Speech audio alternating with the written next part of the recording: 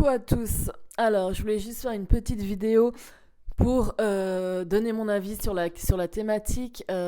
Doit-on être dans la neutralité et dans le non-désir vis-à-vis de notre flamme jumelle?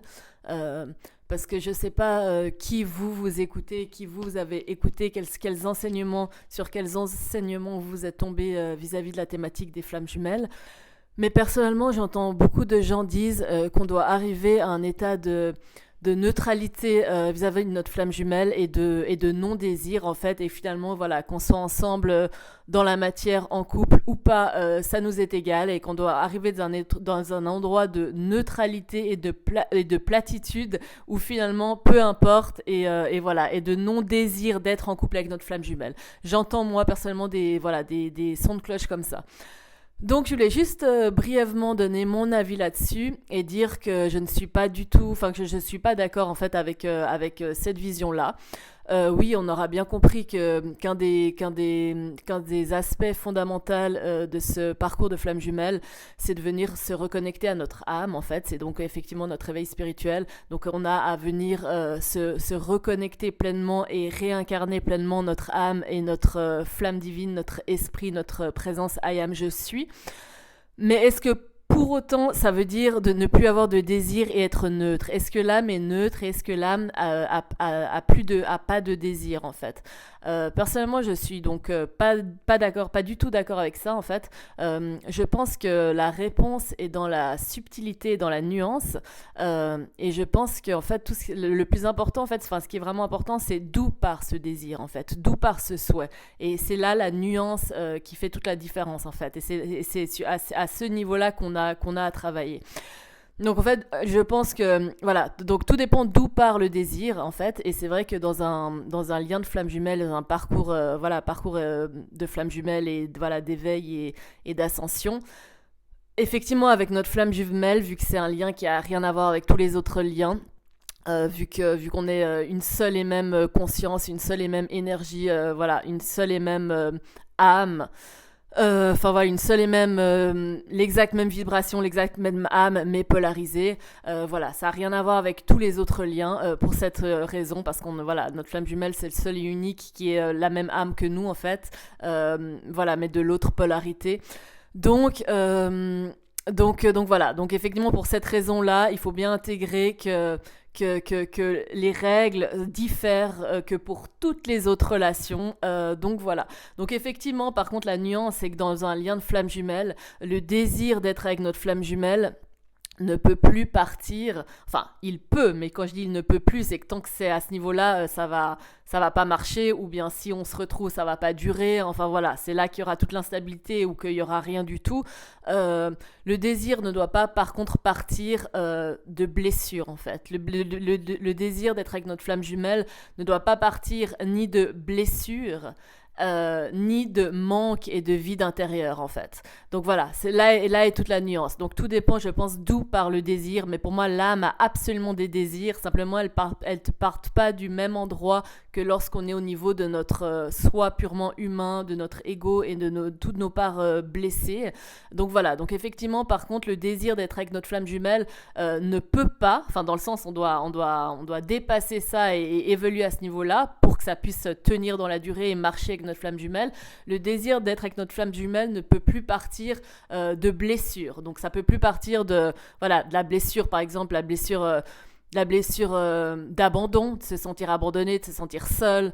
Ça peut plus partir de la blessure de rejet, de la blessure d'injustice, enfin voilà, de toutes les blessures qui peuvent exister. Donc ça peut plus partir d'un état de blessure, voilà, d'un état d'une part de soi blessé qui veut être avec l'autre pour x ou y raison, pour venir réparer une de ses blessures, ni ça peut partir d'un état de manque et de vide intérieur en fait. Donc voilà, donc ça, l'autre ne peut pas venir combler un vide, et ne peut pas venir, le désir peut pas venir pour tout autre lien, il peut, mais pas pour le lien de flamme jumelle. À partir du moment où on sent un vide, où on sent un manque, où on est dans nos blessures et que le désir part de cet endroit-là, là effectivement ça va pas fonctionner, ou ça va pas fonctionner dans la durée.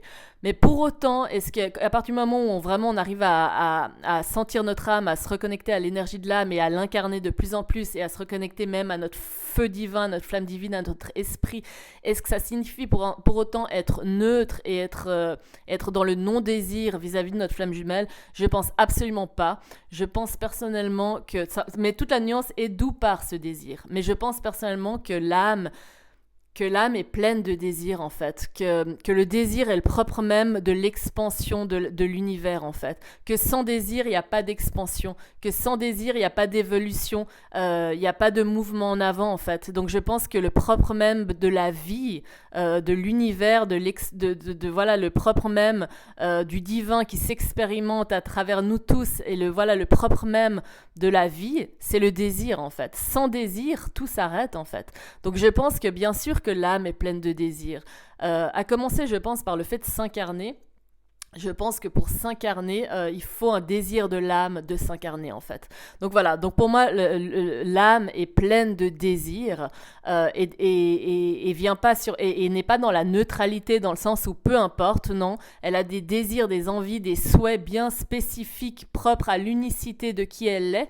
Simplement que la différence, c'est que les désirs qui viennent de l'âme, ils partent pas de blessures de l'ego et ils partent pas de manque intérieur. Donc voilà, et ils partent de la conscience déjà que la séparation est illusion à tous les niveaux, parce qu'en fait tout est énergie, donc voilà, donc la séparation n'est qu'illusion de nos cinq sens, mais en réalité, il n'y a pas de séparation.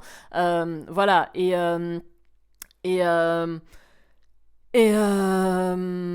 Ouais, je sais plus, je me suis perdue là dans ce que j'étais en train de dire.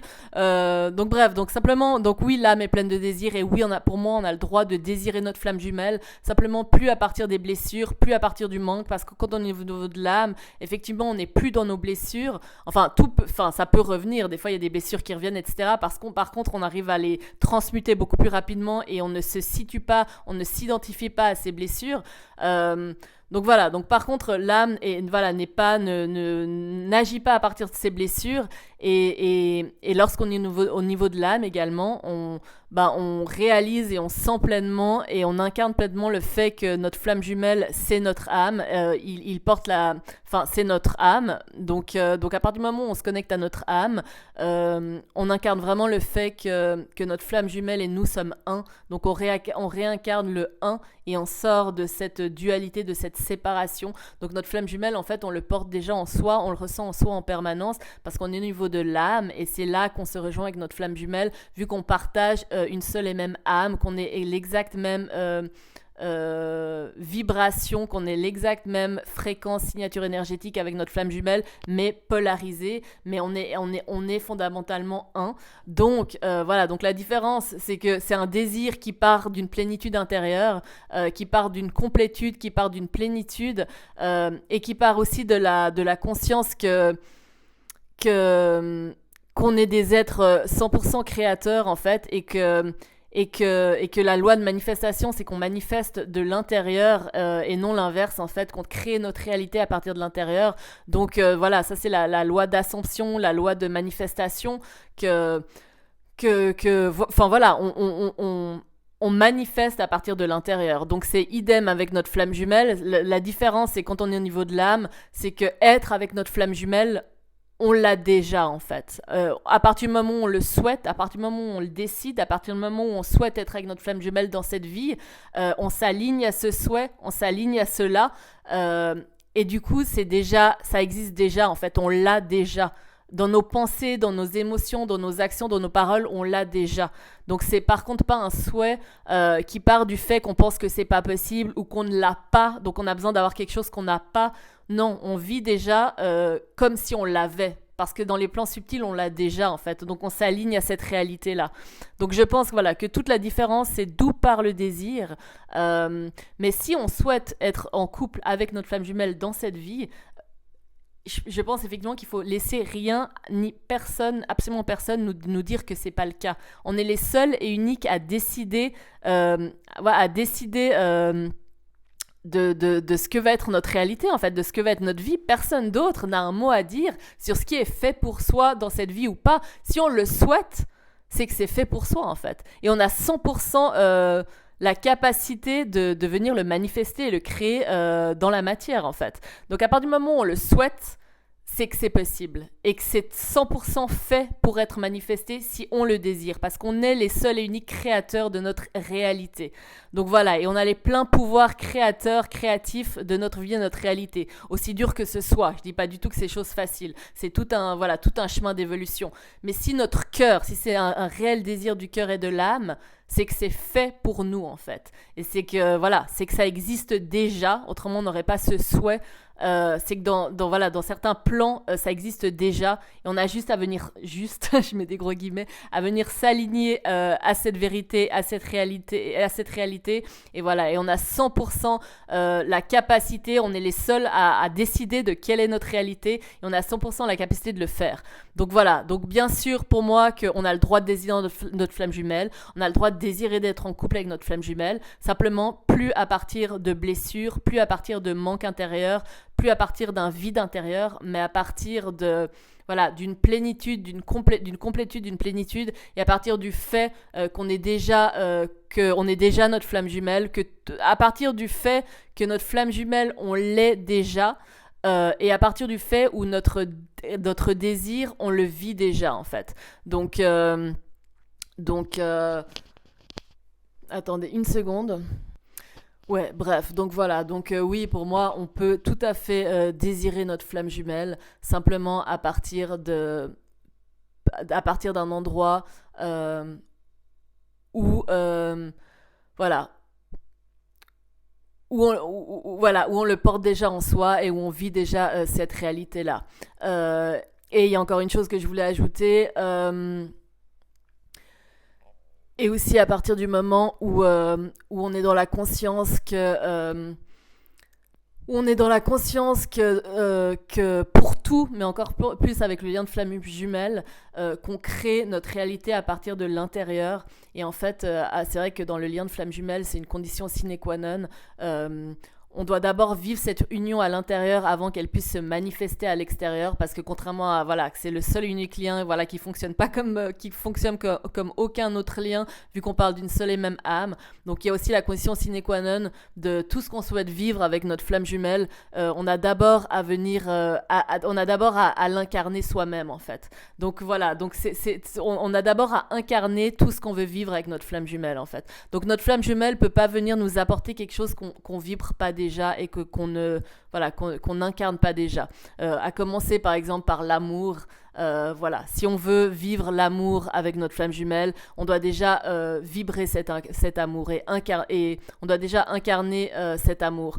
On doit incarner cet amour, cette flamme. On doit déjà soi-même l'incarner et le vibrer.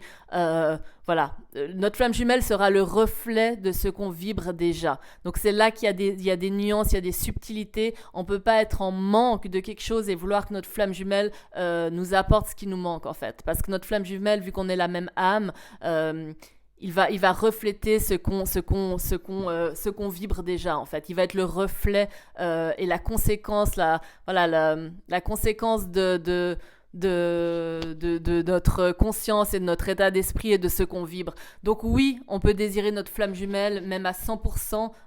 C'est même notre droit divin le plus essentiel qui soit d'être avec notre flamme jumelle si c'est notre souhait. Par contre, on doit déjà soi-même vibrer l'amour, on doit soi-même déjà être l'amour, on doit déjà soi-même vibrer cet amour qu'on souhaite vivre avec notre flamme jumelle, et on doit être déjà dans un état de plénitude intérieure, on doit déjà être en union intérieure avec notre flamme jumelle, avec notre âme, avec le divin, avec le tout, et on doit déjà savoir que ce qu'on souhaite,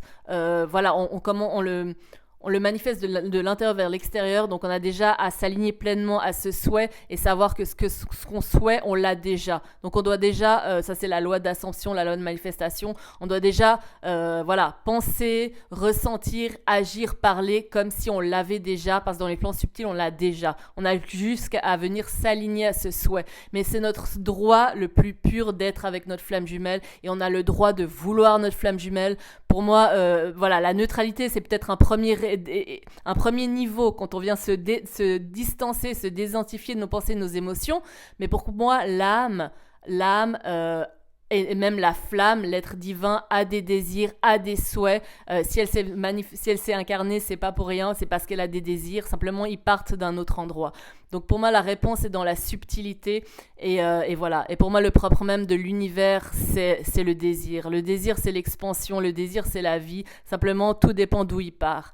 Donc voilà, et pour notre flamme jumelle, c'est une condition sine qua non, alors que dans tous les autres liens, l'autre peut venir nous apporter ce qu'on n'a pas, mais pas dans le lien de flamme jumelle.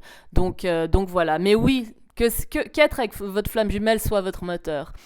Voilà, franchement, si on est dans ce lien de flamme jumelle, c'est 100% normal que l'autre soit notre moteur. Par contre, voilà, toutes les réponses sont dans les nuances. Donc, par contre, on ne doit jamais être en manque parce qu'on le porte déjà, et parce qu'on le vibre déjà, et parce qu'on l'a déjà. Mais bien sûr qu'on a le droit, on est même dans le devoir de venir incarner nos désirs les plus authentiques et les plus vrais, les plus profonds de notre cœur. Donc voilà, je voulais répondre à cette question parce que moi j'adhère pas à cette vision de la neutralité spirituelle, voilà, d'être dans le non-désir et que finalement peu importe, et que voilà, on n'a plus aucun désir, on n'a plus de souhait et que tout est neutre. Pour moi, se connecter au grand tout, se connecter au divin ne signifie pas ne plus avoir de désir, mais par contre le désir part d'un autre endroit.